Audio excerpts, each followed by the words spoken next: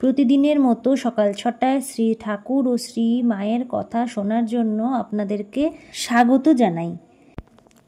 তখন দক্ষিণেশ্বরের কালীবাড়িতে হিন্দু সংসারত্যাগীদের মতো মুসলমান ফকিরগণেরও সমাদর ছিল।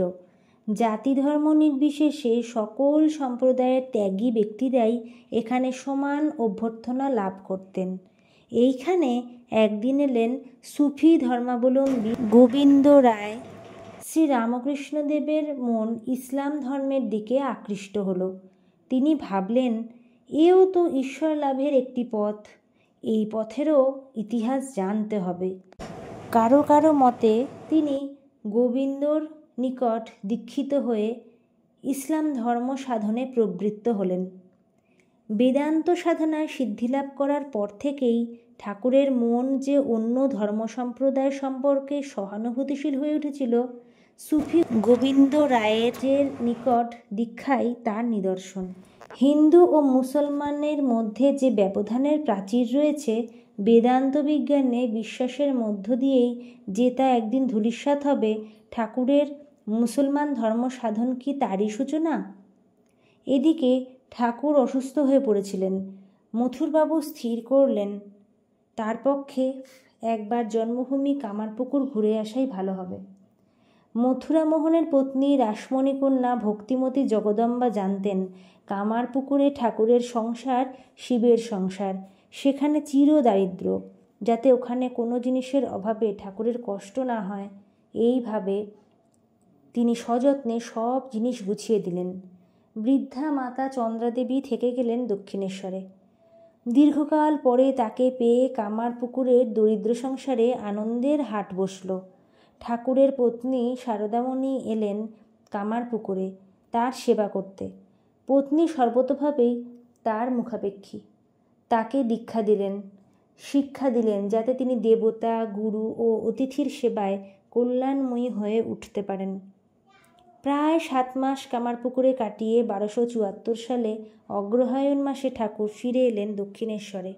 এরপর 4 মাস কাটল তীর্থে তীর্থে। এই তীর্থভ্রমণের ব্যবস্থা করেছিলেন মথুরামোহন। দেওঘর, কাশী, প্রয়াগ, বৃন্দাবন, তারপরে আবার দক্ষিণেশ্বর। 14 বছর ঠাকুরের সেবায় নিযুক্ত থেকে মথুরামোহনের মন এখন সম্পূর্ণ নিষ্কাম।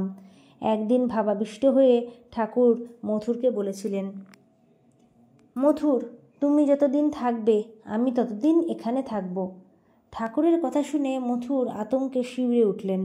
তিনি বললেন, সে কি বাবা, আমার পত্নী আর পুত্র দ্বারকানাথও যে তোমাকে কত ভক্তি করে। মথুরের কাতরতা দেখে ঠাকুর বললেন, আচ্ছা, তোমার পত্নী ও দ্বারকানাথ যতদিন থাকবে আমিও ততদিন থাকব। এই উক্তি সত্য হয়েছিল। শ্রীমতী জগদম্বা দাসীর মৃত্যু হয়েছিল 1881 খ্রিস্টাব্দে। এরপর মাত্র 3 বছর ঠাকুর দক্ষিণেশ্বরে ছিলেন। মথুরামোহন দেহত্যাগ করেন 1871 খ্রিস্টাব্দের জুলাই মাসে। 14 বছর বয়সে শ্রী শারদামার প্রথমবার স্বামী দর্শন হয়েছিল কামারপুকুরে। ওই বালিকা বয়সে তিনি ঠাকুরের দিব্য সঙ্গ এবং নিঃস্বার্থ যত্ন লাভে আনন্দে পূর্ণ হয়েছিলেন।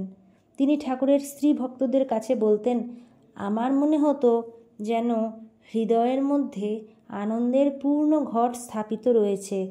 সেই স্থির, অক্ষয় ও দিব্য উল্লাসে অন্তর যে কীভাবে পূর্ণ থাকত তা বলে বোঝাতে পারি না। কয়েক মাস পরে ঠাকুর ফিরে গেলেন কলকাতায়। শ্রী শারদামাও চলে গেলেন পিত্রালয়ে। কিন্তু এই সময় থেকে কি এক গভীর উপলব্ধিতে তার চলনে, বলনে, আচরণে একটা পরিবর্তন দেখা গেল। চপলতার পরিবর্তে শান্ত স্বভাব, প্রগল্ভতার পরিবর্তে চিন্তাশীলতা, স্বার্থদৃষ্টির স্থলে উদারতা, যেন করুণার এক সাক্ষাৎ প্রতিমা। ঠাকুরকে দেখবেন, তার সেবা করবেন, এই কামনায় তার দক্ষিণেশ্বরে যেতে ইচ্ছে হতো। কিন্তু তিনি সযত্নে মন সংযত করে রাখতেন। ভাবতেন তিনি সময় হলেই নিজের কাছে ডেকে নেবেন। ওই শুভ দিনের প্রতীক্ষায় দিনের পর দিন কেটে যেতে লাগলো। একে একে দীর্ঘ 4 বছর। 1278 সালের ফাল্গুনী দোল পূর্ণিমা, সেদিন গঙ্গা স্নানের জন্য বাংলার সুদূর প্রান্তর থেকে কত লোক কলকাতায় আসে। তিনি গঙ্গা স্নানের ইচ্ছা পিতার কাছে প্রকাশ করলেন। পিতা বুঝতে পারলেন কন্যা কেন কলকাতায় যেতে চান। তিনি নিজেই তাকে সঙ্গে নিয়ে যাবেন স্থির করলেন। তখন রেলপথ হয়নি, জলপথেও যাবার ব্যবস্থা ছিল না। পিতা কন্যাকে নিয়ে পদব্রজেই যাত্রা করলেন। সঙ্গে অন্য যাত্রীরাও ছিলেন। পথে ধান ক্ষেতের পর ধান ক্ষেত, এখানে ওখানে পদ্মে ভরা দিঘি, অশ্বত্থ বটের শীতল ছায়ারও অভাব ছিল না। প্রথম 2-3 দিন ভালোভাবেই কাটল, কিন্তু পথশ্রমে অনভ্যস্তা কন্যা দারুণ জ্বরে আক্রান্ত হলেন। পিতা তাকে নিয়ে চটিতে আশ্রয় নিলেন, কিন্তু পরদিন সকালেই জ্বর ছেড়ে গেল। আবার শুরু হলো পথ চলা। কিছু দূর যেতেই একটি শিবিকা পাওয়া গেল। ক্রমে পথ শেষ হলো। রাত 9টায় শ্রী সারদা মা দক্ষিণেশ্বরে এলেন ঠাকুরের কাছে। অসুস্থ অবস্থায় তাকে আসতে দেখে ঠাকুর উদ্বিগ্ন হয়ে উঠলেন। ঠান্ডা লেগে জ্বর বাড়তে পারে, এই আশঙ্কায় নিজের গৃহেই ভিন্ন শয্যায় তার শয়নের ব্যবস্থা করে দিলেন। আর বারবার বলতে লাগলেন, আর কি মথুরবাবু আছেন যে তোমার যত্ন হবে? ঔষধপথ্য সেবার গুণে 3-4 দিনের মধ্যে শ্রী সারদা মা সম্পূর্ণ সুস্থ হয়ে উঠলেন। তখন ঠাকুর নহবত ঘরে নিজের মার কাছে তার থাকবার ব্যবস্থা করে দিলেন। পিতা নিশ্চিন্ত হয়ে ফিরে গেলেন জয়রামবাটিতে।